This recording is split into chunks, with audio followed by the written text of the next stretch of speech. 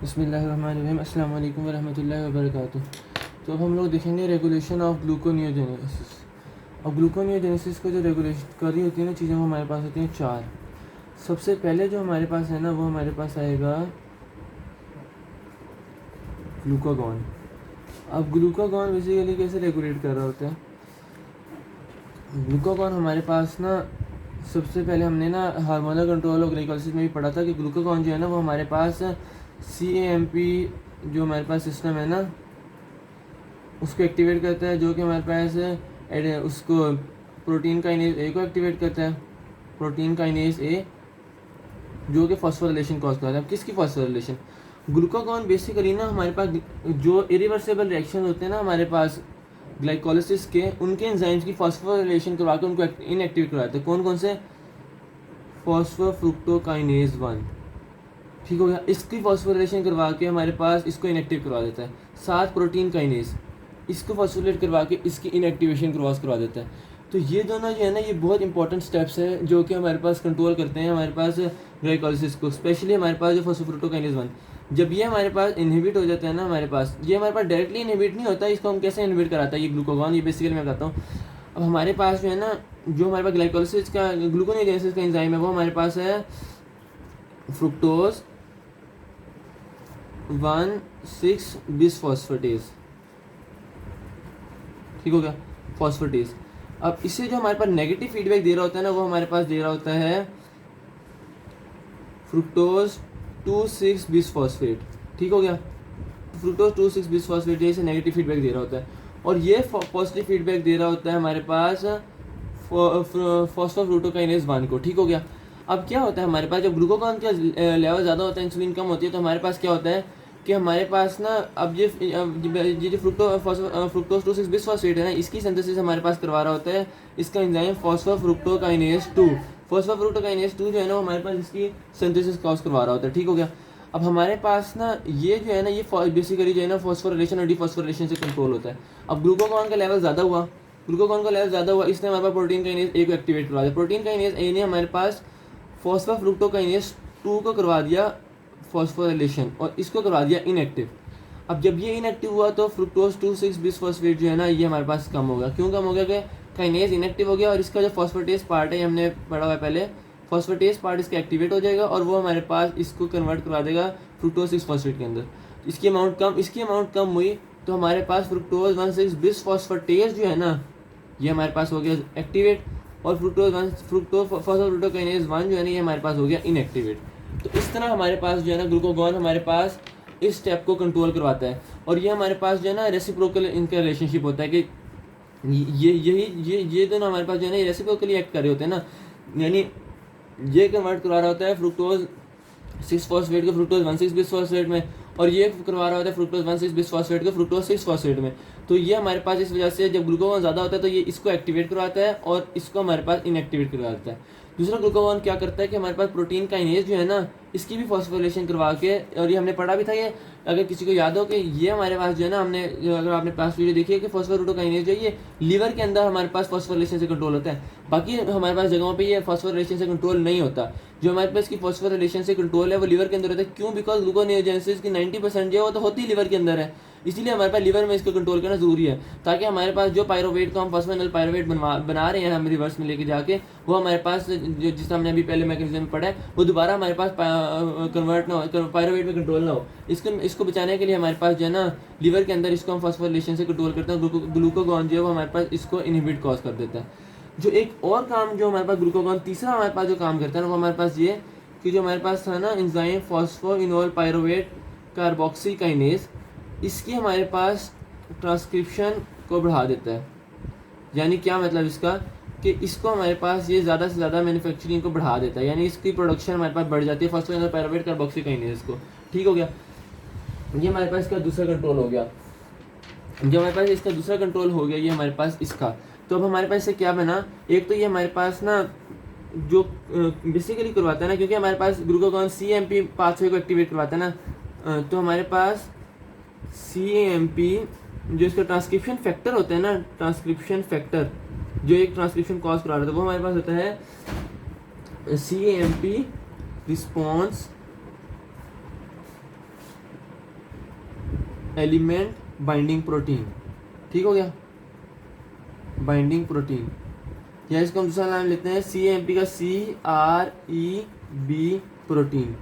क्या मतलब? CAMP वो रिस्पॉन्स एलिमेंट बाइंडिंग प्रोटीन। ठीक हो गया, ये हमारे पास जो है इसका ट्रांसक्रिप्शन फैक्टर है। इसके अलावा हमारे पास ना एक और बात यहाँ पे ये है कि ये जो ट्रांसक्रिप्शन है ना सिर्फ वो ग्लूकोकॉन नहीं कराता, इसको एक और ट्रांसक्रिप्शन है एंजाइम है कोर्टिसोल जो है ना, ये भी हमारे पास इसकी ट्रांसक्रिप्शन को बढ़ाता है। और इसके जो नेगेटिव हमारे पास है वो होता है ना, जिसकी ट्रांसक्रिप्शन को कम करता है, प्रोडक्शन को कम करता है, वो हमारे पास होता है इंसुलिन। ठीक हो गया, ये इसके हमारे पास एंटागोनिस्ट काम करता है। ये कोर्टिसोल एगोनिस्ट है और ये इंसुलिन एंटागोनिस्ट है। तो ये हमारे पास होगी जनरल ग्लूकोगॉन की, वो हमारे पास कंट्रोल सारा। अब हमारे पास जो सेकंड जो हमारे पास है ना रेगुलेशन जिससे होती है, वो हमारे पास है सबस्ट्रेट। ठीक हो गया, अब हमारे पास सबस्ट्रेट जो है ना वो हमारे पास जब ज़्यादा होता है ना ग्लूकोनियोजेनेसिस का, तो साथ हमारे पास ग्लूकोनियोजेनेसिस जो है स्टार्ट हो जाती है। अब इसके सबस्ट्रेट कौन से? इसके सबस्ट्रेट हमारे पास हैं ग्लूकोनियोजेनिक अमाइनो एसिड्स। ठीक हो गया, जब हमारे पास, क्योंकि ये हमारे पास ग्लूकोनियोजेनेसिस कॉज करवाता है ग्लूकोगॉन, तो जब ग्लूकोगॉन ज़्यादा होगा तो इंसुलिन कम हो जाएगी। जब इंसुलिन कम होती है ना तो क्या होता है हमारे पास कि हमारे पास जो मोबिलिटी है ना, मोबिलिटी ऑफ अमाइनो एसिड्स, वो हमारे पास हो जाती है इंक्रीज़। वो इंक्रीज़ हो जाती है तो हमारे पास वो ग्लूकोनियोजेनेसिस के लिए अवेलेबल हो जाते हैं ज़्यादा से ज़्यादा, और हमारे पास ज़्यादा से ज़्यादा उनकी हाइड्रोलिसिस होती है, और हमारे पास ज़्यादा से ज़्यादा हमारे पास प्रिकर्सर्स बनते हैं जो कि ग्लूकोनियोजेनेसिस कॉज करवा सकते हैं। Alpha keto acid basically amino acid से बनते हैं। ठीक हो गया, इसके अलावा हमारे पास ना ये होता है इसका कि ना जो हमारे पास ATP है ना एंड NADH, क्योंकि हमारे पास इसके अंदर एनर्जी यूटिलाइज होती है ना ग्लूकोनियोजेनेसिस में, ये हमारे पास कहाँ से आती है इस प्रोसेस के लिए? वो हमारे पास होती है फैटी एसिड की मेटाबॉलिज्म से, यानी फैट मेटाबॉलिज्म से हमारे पास जो है ना ये हमारे पास बनती है, हमारे पास जो इसकी एनर्जी आती है। तो ये हमारे पास सबस्ट्रेट से हमारे पास कंट्रोल हो गया। जो थर्ड हमारे पास कंट्रोल है ना वो हमारे पास होता है acetyl co A। Acetyl co A जो है ना ये भी हमारे पास कॉज करवाता है सारा कुछ, रेगुलेशन कॉज करवाता है। अब वो कैसे कॉज करवाता है एसिटाइल को A? हमारे पास ना जो एसिटाइल को है ना ये हमारे पास पॉजिटिव फीडबैक देता है कौन से एंजाइम को? पायरोवेट कार्बोक्सिलेज को। और ये हमारे पास नेगेटिव फीडबैक देता है पायरोवेट डिहाइड्रोजिनेस कॉम्प्लेक्स को। ठीक हो गया, अब ये हमारे पास जो है ना दोनों उसके तौर पे ऐड करते हैं कि पायरोवेट कार्बोक्सिलेज जो है ना इसने हमारे पास फॉर्मेशन करवानी होती है, पायरोवेट से कन्वर्ट करवाना होता है इसको ऑक्जेलो एस्टेट के अंदर। और ये हमने, अगर किसी को याद हो तो ये हमने जब हम पढ़ रहे थे ना फेट्स ऑफ पायरोवेट, उसके अंदर भी हमने ये पायरोवेट कार्बोक्सिलेज एंजाइम पढ़ा था, और हमने पढ़ा था कि इसको जो पॉजिटिव फीडबैक है ना वो हमारे पास दे रहा होता है, वो क्या कौन दे रहा होता है?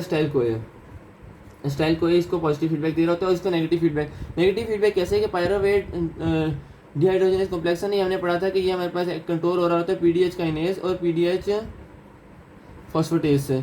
तो जो PDH काइनेज है ना ये हमारे पास इसको पॉजिटिव फीडबैक देता है, ये आगे इसकी फॉस्फोराइलेशन कॉज करवा के इसे इनएक्टिव कर देता है, जिसकी वजह से हमारे पास मजीद जो है ना पायरोवेट जो है वो हमारे पास कन्वर्ट नहीं होता है स्टाइल कोए में, बिकॉज एक बार पायरोवेट स्टाइल कोए में कन्वर्ट हो जाए ना फिर वो वापस नहीं रिवर्स में जा सकता, बिकॉज इरिवर्सिबल रिएक्शन है, वो दोबारा रिवर्स में जाएगा, फिर वो TC साइकिल पूरा ही करेगा।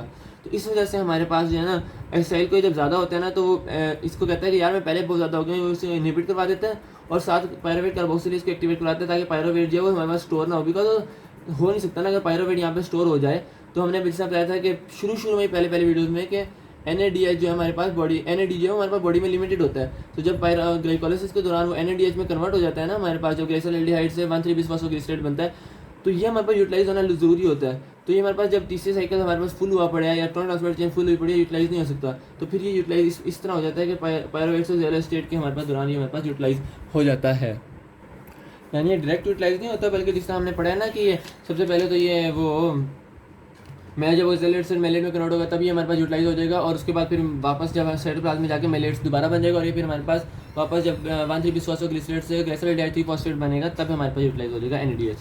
तो इस तरह हमारे पास स्टाइल कोए जो है ना हमारे पास सारा का सारा रेगुलेशन कॉज करवाता है इस सब मैकेनिज्म की। तो चौथा हमारे पास और आखिरी चीज़ जो है ना वो जो हमें कंट्रोल करती है वो हमारे पास है AMP जो है हमारे पास है, ये तीनों जो है पॉजिटिव फीडबैक दे रहे होते हैं, लेकिन AMP जो है हमारे पास नेगेटिव फीडबैक देता है ग्लूकोनियोजेनेसिस को, बल्कि नेगेटिव फीडबैक देता है हर एनर्जी यूटिलाइजिंग जो हमारे पास मैकेनिज्म है ना एनर्जी यूटिलाइजिंग मैकेनिज्म जो भी है उसको हमारे पास नेगेटिव फीडबैक देता है और पॉजिटिव फीडबैक देता है एनर्जी प्रोड्यूसिंग जो रिएक्शन होते हैं ना उनको ही हमारे पास देता है पॉजिटिव फीडबैक। अच्छा, बाकी तो सारा कुछ हो गया समझ। अब हमें ना बस सिर्फ एक चीज़ यहाँ पे ये समझनी है कि एसिटाइल को ये जो हमारे पास मेन रेगुलेशन कॉज करवा रहा है और जो कि हमारे पास पायरुवेट कार्बोक्सिलेज को एक्टिवेट करवा रहा है, ये एसिटाइल को आया कहाँ से? जब हमारे पास हम फास्ट करते हैं तो हमारे पास फैटी एसिड की जो फैट्स की हमारे पास ब्रेकडाउन ज़्यादा हो जाती है, फैट मेटाबॉलिज्म ज़्यादा हो जाती है, टैग्स हमारे पास ब्रेकडाउन होने लग जाते हैं। ठीक हो गया। अब जब टैग्स हमारे पास ब्रेकडाउन होते हैं ना तो हमारे पास दो स्ट्रक्चर्स में ब्रेकडाउन होते हैं। एक हमारे पास हो जाता है ग्लिसरॉल और एक हमारे पास होता है फैटी एसिड। अब जो ग्लिसरॉल है ना इसने तो हमारे पास जाना था ग्लूकोनेजेंसिस, ये हम अभी नेक्स्ट वीडियो में हम जब सोर्सेज ऑफ ग्लूकोनेजेंसिस पढ़ेंगे तो हम इसको सारा डिटेल में पढ़ेंगे। जो फैटी एसिड है ना वो हमारे पास बीटा ऑक्सीडेशन के जरिए से ना बना देती है हमारे पास एसिटाइल को ये। अब ये एसिटाइल को क्योंकि हमारे पास ज़्यादा सारा बन रहा होता है तो ये हमारे पास एसिटाइल को साथ हमारे पास टीसी साइकिल रन कर रहा होता है ताकि हमारे पास ग्लाइकोलिसिस की जरूरत ना पड़े एसिटाइल को बनाने के लिए। और साथ हमारे पास एसिटाइल को जब हमारे पास इससे जो बनता है ना वो हमारे पास फिर जाके पीडीएच को इनहिबिट करता है ताकि पायरुवेट को जो पायरुवेट है वो हमारे पास इंस्टेड के यूटिलाइज और एसिटाइल को में बनाने में वो तो हमारे पास फैटी एसिड से बन रहा है, वो हमारे पास इसको रिवर्स इसको पीडीएच के कॉम्प्लेक्स को इनहिबिट करके पायरुवेट कार्बोक्सिलेज को एक्टिव करता है ताकि हमारे पास जो है ये हमारे पास ग्लूकोनेजेंसिस में चल सके।